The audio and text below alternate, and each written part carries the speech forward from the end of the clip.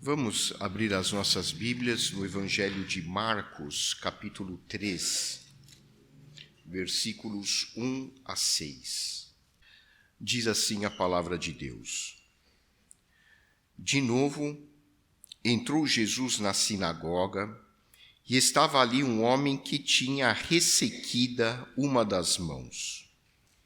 E estavam observando a Jesus para ver se o curaria em dia de sábado, a fim de o acusarem. E disse Jesus ao homem da mão ressequida: Vem para o meio. Então lhes perguntou: É lícito nos sábados fazer o bem ou fazer o mal? Salvar a vida ou tirá-la? Mas eles ficaram em silêncio. Olhando-os ao redor, indignado e condoído com a dureza do seu coração, disse ao homem: Estende a mão. Estendeu-a e a mão lhe foi restaurada. Retirando-se os fariseus, conspiravam logo com os herodianos contra ele em como lhe tirariam a vida. Oremos. Santo Deus, nosso Pai, nós pedimos que o Teu Santo Espírito esteja trabalhando em nossas mentes, em nossos corações, esclarecendo-nos o significado deste texto que nós acabamos de ler. Nós te pedimos também o perdão dos nossos pecados, em nome de Jesus. Amém. Muito se tem debatido a respeito da importância da religião. A religião sempre desempenhou um papel importante nas culturas dos povos antigos e continua, sem dúvida alguma, tendo um grande impacto na vida das pessoas hoje. Haja vista o uso tão frequente da religião às vésperas das eleições, porque muitos políticos sabem o quanto os eleitores são sensíveis a questões religiosas. Embora nós tenhamos tido um grande avanço na ciência, um grande progresso tecnológico, a religião é muito importante em nossas vidas, porque é ela que dá para o ser humano um sentido mais profundo para a existência. Eu me lembro, há alguns anos, eu participei de uma aula e o professor que estava ministrando a aula era um físico renomado internacionalmente e a palestra dele era sobre física quântica. Ele é um professor de física, era um professor de física numa universidade norte-americana. E ele falava sobre como a física impacta nas nossas vidas, como a física é importante, até mesmo na espiritualidade. E a sala estava repleta de pessoas assistindo, cheia de gente. E ele deu a oportunidade, ao final da aula, para responder a algumas perguntas. Ele só poderia responder 2 ou 3 perguntas por causa do avançado do horário. E uma das perguntas que ele respondeu, uma das 3 perguntas, era uma pergunta que eu tinha feito por escrito, e eu fiquei feliz que a minha pergunta foi selecionada. E a pergunta que eu fiz era: na sua opinião, como cientista, existe algum espaço no futuro para as religiões? E eu fiquei muito impressionado com a resposta dele. Ele não é um físico cristão. Ele respondeu assim: sempre haverá um espaço para as religiões, porque só as religiões é que podem dar um significado ético para as nossas vidas. A ciência, por mais avançada que ela seja, ela nunca pode dar para o ser humano uma direção em termos de ética, em termos de sentido de vida. Só a religião pode fazer isso. De onde vem a palavra religião? O que significa religião? Tradicionalmente, tem se atribuído a palavra religião o sentido de religar, porque se considera que o termo religião vem de uma palavra latina antiga que significa religar.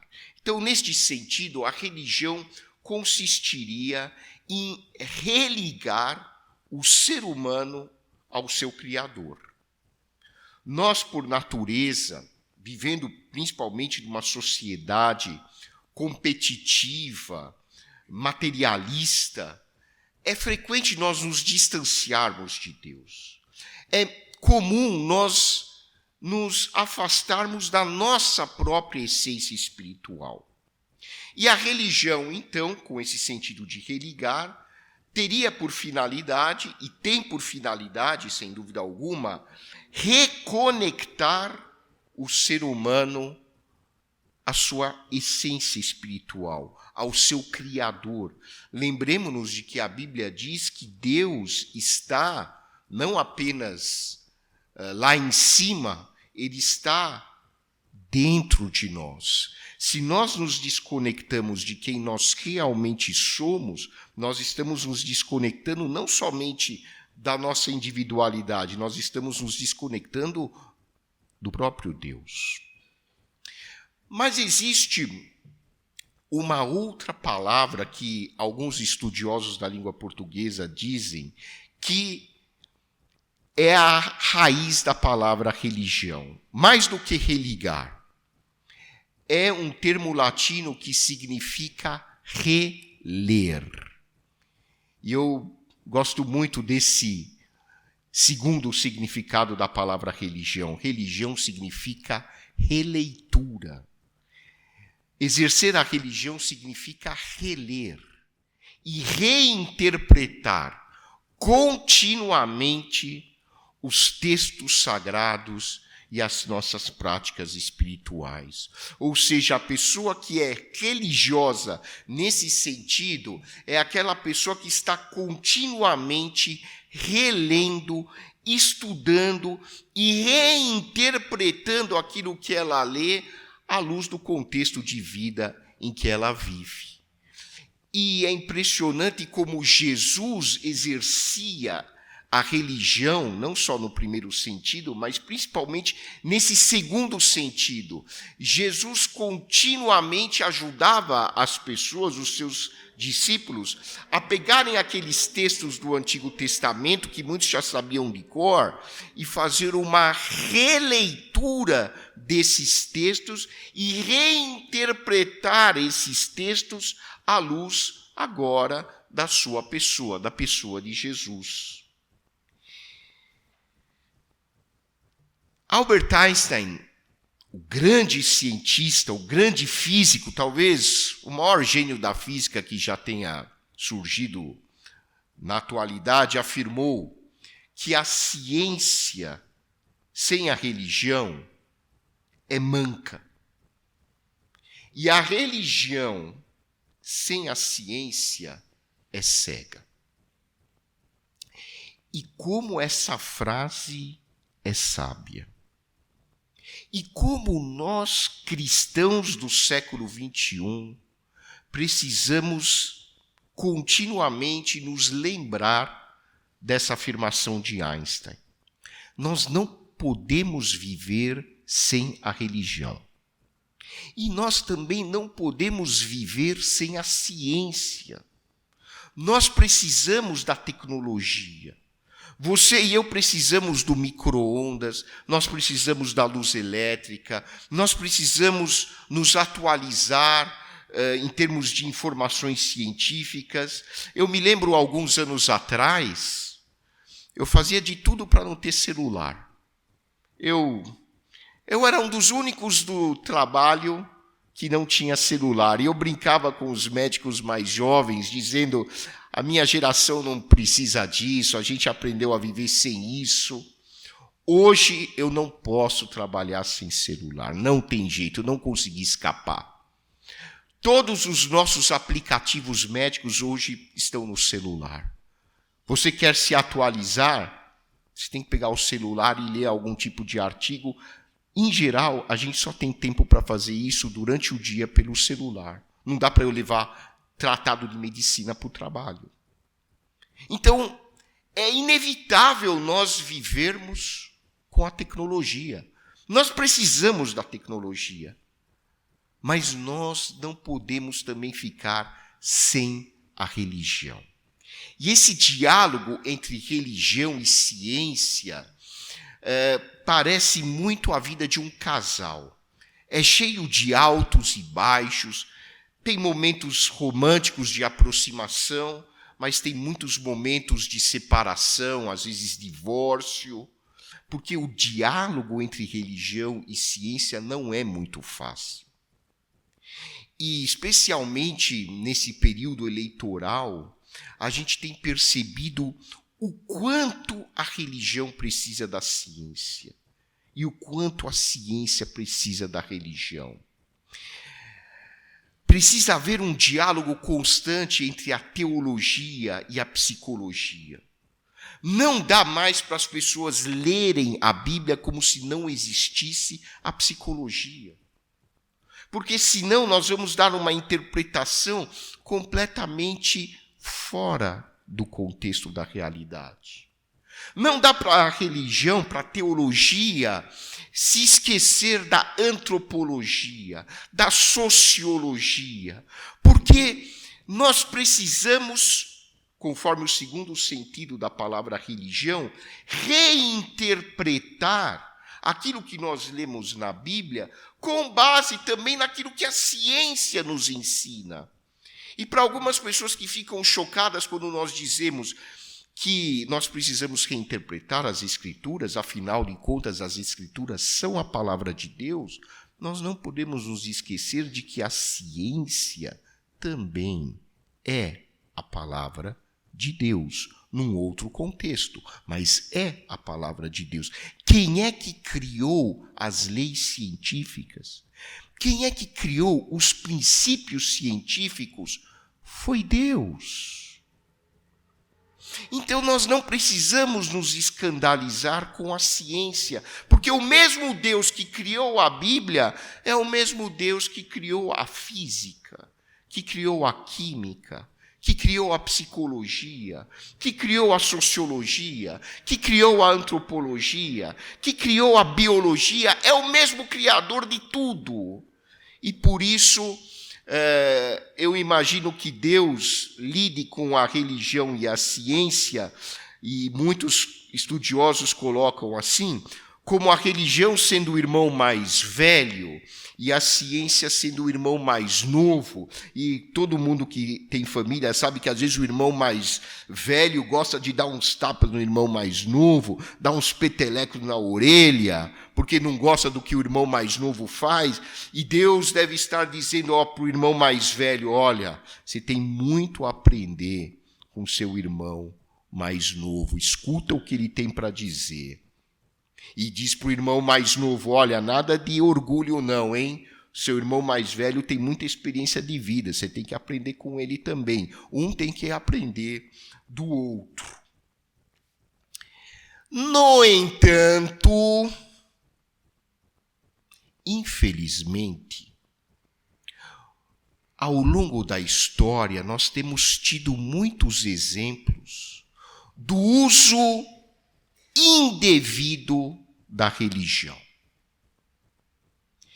A religião tem sido muitas vezes distorcida, mal colocada, mal utilizada, e tem sido usada como instrumento de dominação política.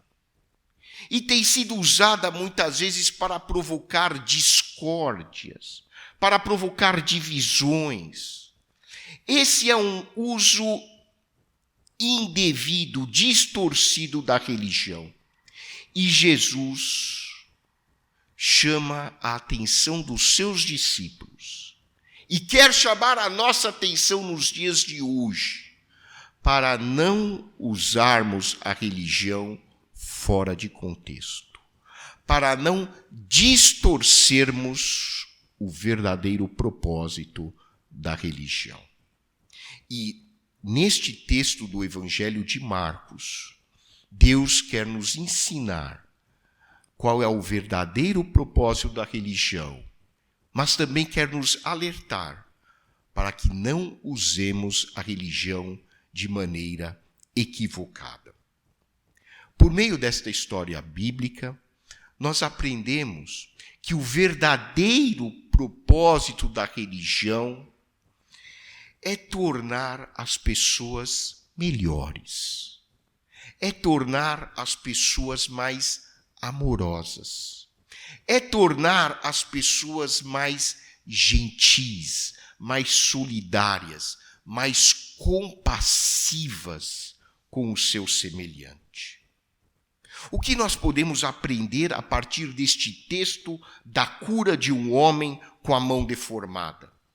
Lendo esse texto, nós aprendemos a tirar algumas conclusões importantes em relação aos objetivos da verdadeira religião.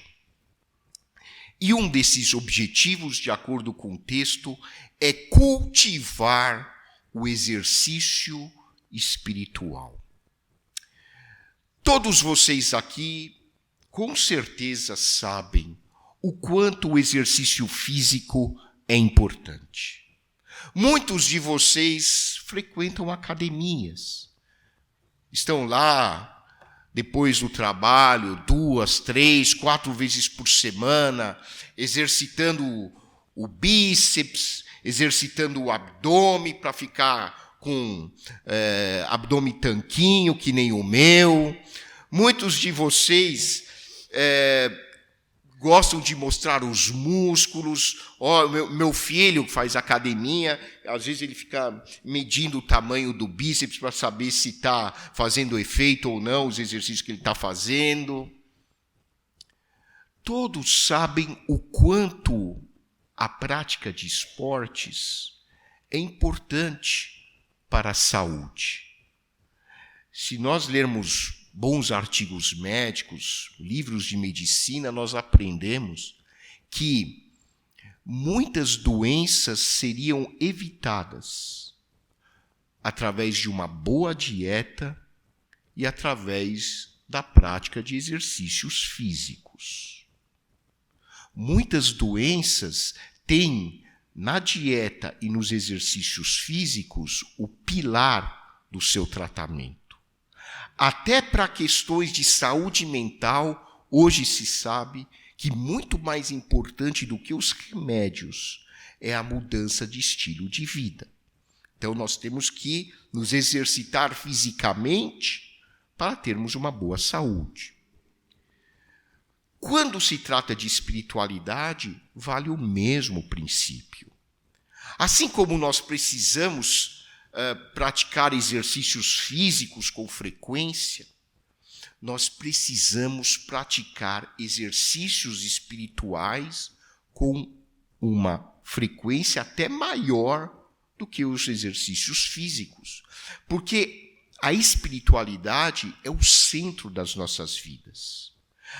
A parte física é mais periférica, a parte espiritual é mais central, é mais nuclear. Então, a igreja, para usar a linguagem de hoje em dia, a igreja é a academia da vida espiritual. Assim como tem a academia lá nos shoppings, nas grandes avenidas, as academias para os exercícios físicos, a igreja é a academia da vida espiritual. E vejam que Jesus, de novo, diz o texto, porque o capítulo 3 começa com a expressão de novo. De novo, porque Jesus tinha o hábito de frequentar a sinagoga. Frequentar a sinagoga, e hoje, vamos dizer, frequentar a igreja, tem que ser de novo. Tem que ser um hábito. Não é uma vez por ano. Não é quando dá na telha. Quando dá na telha, você vai para a academia ou faz esportes. Não é assim. Aliás, é pior quando você faz exercício físico só de vez em quando, porque você pode infartar. O corpo não está acostumado. Sabe aquela pessoa que passa 3, 4 meses só no escritório, aí ele é convidado para jogar bola no final de semana.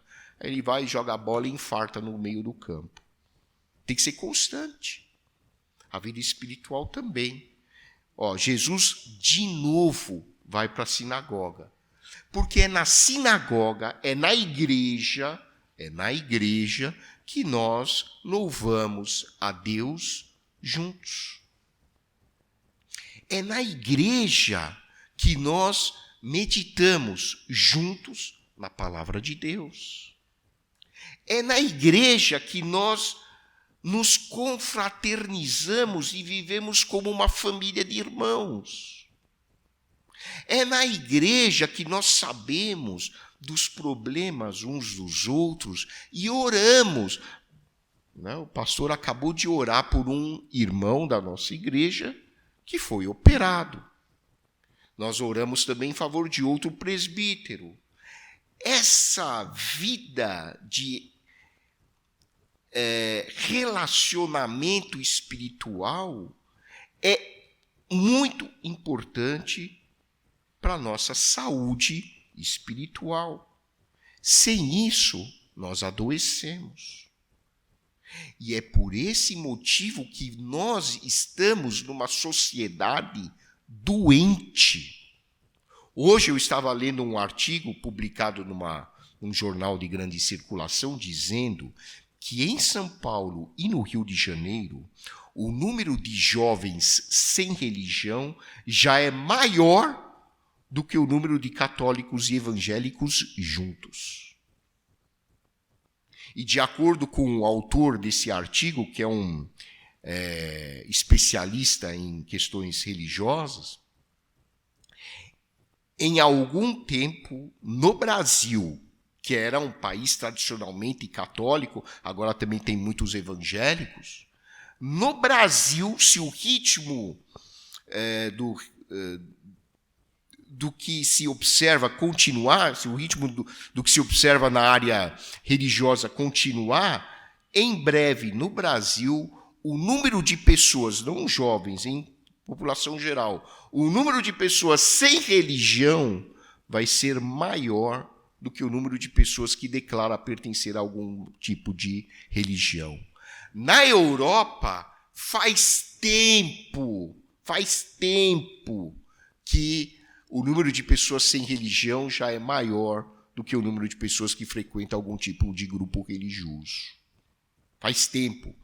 E nos Estados Unidos, que eram tradicionalmente um povo considerado protestante, cristão, essa estatística hoje já é bem diferente. Por isso que nós vivemos numa sociedade doente. Há alguns dias, vários grupos neonazistas têm publicado mensagens contra negros, contra nordestinos, contra pobres, contra um grupo de eleitores, contra a gente LGBTQIA+. E mensagens de alto teor agressivo, publicado em geral por pessoas de bom nível socioeconômico. Gente, nós estamos vivendo em 2022 e a internet está cada vez mais repleta de mensagens de cunho homofóbico, de cunho preconceituoso, intolerante. Pessoas estão sendo assassinadas por grupos neonazistas. E um desses casos aconteceu no Rio Grande do Sul, e o Núcleo de Estudos Judaicos da Universidade Federal do Rio Grande do Sul publicou uma nota dizendo assim: precisamos de letramento social, racial e de classe, diante da complexidade do contexto bárbaro do Brasil. O Núcleo de Estudos Judaicos do Rio Grande do Sul publicou isso, porque um dos casos de grupos neonazistas foi dentro do próprio colégio israelita gaúcho, que é um dos melhores do país. É uma sociedade doente. Se nós não estudarmos história, se nós não nos atentarmos para o que está acontecendo, nós vamos repetir a história. Nós somos descendentes dos armênios. E é bom lembrar que 1,5 milhão de armênios foram mortos no Império Otomano. 6 milhões de judeus foram mortos pelos nazistas porque a sociedade está doente. Doente por falta da religião sadia. E é sobre essa religião sadia que Jesus quer nos ensinar. Vejam que quando Jesus entra na sinagoga, olhem que coisa triste. Havia várias pessoas no culto, junto com Jesus. E essas pessoas estavam no culto da sinagoga não para louvarem a Deus. Elas estavam lá, diz o versículo 2, para ver se Jesus curaria em dia de sábado, a fim de o acusarem. Muitas pessoas vão para os cultos, não é para louvar a Deus, não é para aprender da palavra, não é para ter uma comunhão mais íntima com seu Criador, mas é para poder fazer o mal. Isso é o uso distorcido da religião. Eram pessoas religiosas que estavam lá, mas essas pessoas religiosas estavam usando a religião para poder condenar Jesus. Olha que coisa contraditória. E Jesus naturalmente sabia que essas pessoas estavam lá usando a religião de uma maneira completamente maligna, distorcida. Então Jesus toma uma atitude. Jesus chama o homem da mão deformada e diz: vem para o meio. E aqui nós aprendemos um segundo sentido da religião, um segundo objetivo da religião, que é ajudar as pessoas a lidar com o seu sofrimento, é ajudar as pessoas a enfrentar as suas limitações. Esse texto mostra tanto o uso correto da religião como o uso maligno da religião, paralelamente. Como se sente uma pessoa com uma mão deformada? Ele se sente, em geral, inferiorizado. Ainda mais nessa época de Jesus, essas pessoas costumavam ser miseráveis. Era uma pessoa pobre, doente, provavelmente com a sua mão sem poder fazer praticamente nada, com sua autoestima baixa. E Jesus, então, usa a religião de uma forma como Deus planejou. Ele diz para o homem: olha, o seu lugar não é ficar isolado, não. Vem aqui no centro, porque você está no centro da atenção de Deus. Deus olha para você, Deus te aceita, Deus te acolhe. Deus quer que você agora seja o centro da atenção nesse culto. O homem provavelmente sempre viveu isolado, talvez nem os seus familiares o visitassem, Mas Deus, na pessoa de Jesus, diz: você não é um Zé Ninguém, você é um ser humano. Você é importante, muito importante para Deus. Vem aqui para o meio. E aí Jesus vai mais além. Jesus olha para as pessoas, e esse é o ponto alto do texto. Jesus olha especialmente para os líderes religiosos que estavam lá e pergunta assim: é correto fazer o bem no sábado? É correto curar no sábado?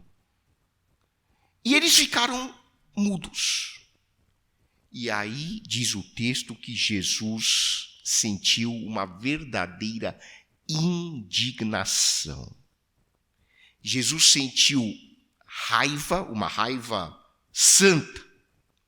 E Jesus sentiu uma profunda tristeza. Por quê?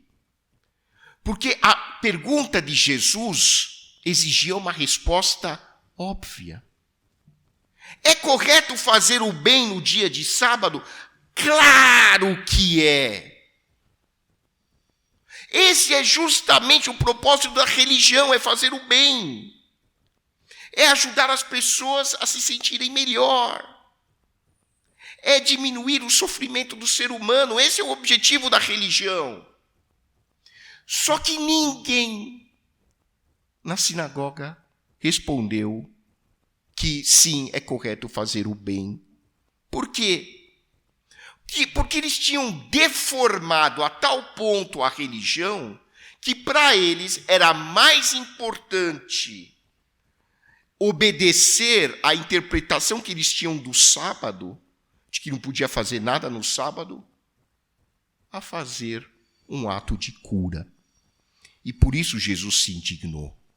Porque ele percebeu, e ele já sabia disso, mas ele deixou isso evidente, que aquelas pessoas, aqueles líderes religiosos, haviam transformado a religião num instrumento de dominação religiosa. Assim como muitos, infelizmente, fazem hoje. Usam a religião para criar legiões de seguidores sem capacidade de raciocinar. Pessoas que não têm discernimento e seguem a religião pela simples religião, sem entender qual é o propósito da religião, que é ajudar o próximo. Se não for para ajudar o próximo, se não for para ser uma pessoa melhor, mais amorosa, mais bondosa, mais gentil, a religião não serve para nada. Por isso que lá no livro de Oséias, lá no capítulo 6, Deus diz por meio do profeta Oséias para a nação de Israel. É literalmente isso, você pode ir lá conferir. Deus diz assim por meio do profeta para a nação de Israel: eu não aguento mais essa religião de vocês. Eu não aguento, eu estou cheio de tanta adoração vazia. Eu não aguento mais tantos sacrifícios de animais que vocês trazem para mim. Eu nunca precisei disso. O que eu quero é que vocês realmente me conheçam e pratiquem a misericórdia. Isso é a religião. E hoje nós vemos líderes religiosos publicando notas na internet falando mal das pessoas, emitindo notas altamente preconceituosas, condenatórias. Isso é um uso pervertido da religião. Jesus mostra aqui que a religião é para fazer o bem. Então Jesus olha para o homem e diz assim: estende a mão. Imaginem um homem com uma mão atrofiada, que nunca conseguiu mexer a mão na vida. E chega alguém e fala para ele: estende a mão. Isso significa que a religião ajuda as pessoas a superarem os seus limites. Ajuda as pessoas a vencerem as suas limitações. Esse é o grande objetivo da religião. Você está com problemas, você está com dificuldades na sua vida, estenda a mão. Simbolicamente, isso quer dizer avance, mesmo que você esteja em dificuldades, porque Deus está com você. Esse homem da mão defeituosa executou um ato que ele jamais imaginava que poderia fazer. E ele estende a mão e Jesus imediatamente o cura. Agora, olha o que acontece no versículo 6. Os líderes religiosos, os fariseus, olhando para um homem que foi curado de uma grande enfermidade, ao invés de louvarem a Deus e agradecerem a Deus pelo milagre, eles saem da sinagoga e vão se juntar com os herodianos. Os herodianos eram os judeus que apoiavam Herodes. Os herodianos representavam a liderança política de Israel. E os fariseus e saduceus representavam a liderança religiosa de Israel. Então, olha o que esse texto está nos dizendo. Quando Jesus ensina o que é religião, os religiosos se unem aos políticos para planejar como iriam matar Jesus. Vejam que a religião, quando é realmente fundamentada em Cristo, ela promove o bem, o amor. Mas quando a religião é usada para outras finalidades, ela é usada para a morte. A religião pode fazer a pessoa viver e pode fazer a pessoa morrer. Depende de como ela usa e encara a religião. E a nossa sociedade precisa urgentemente praticar a religião conforme Jesus ensinou. Chega de ódio. Chega de divisões. Chega de dominação de massas usando a religião para obstruir a capacidade de questionamento das pessoas. Isso não é a religião de Jesus. A religião de Jesus é fazer com que o ser humano viva de uma maneira mais digna. A religião de Jesus é ajudar as pessoas a agirem de uma maneira mais correta, mais ética, mais amorosa, mais gentil, mais bondosa. A religião de Jesus, o verdadeiro cristianismo, não é um conjunto de dogmas sem sentido, mas é um meio pelo qual Deus ajuda a criar uma sociedade mais fraterna, mais justa, mais tolerante e mais solidária. Essa é a religião que Jesus nos ensinou. Que Deus seja louvado.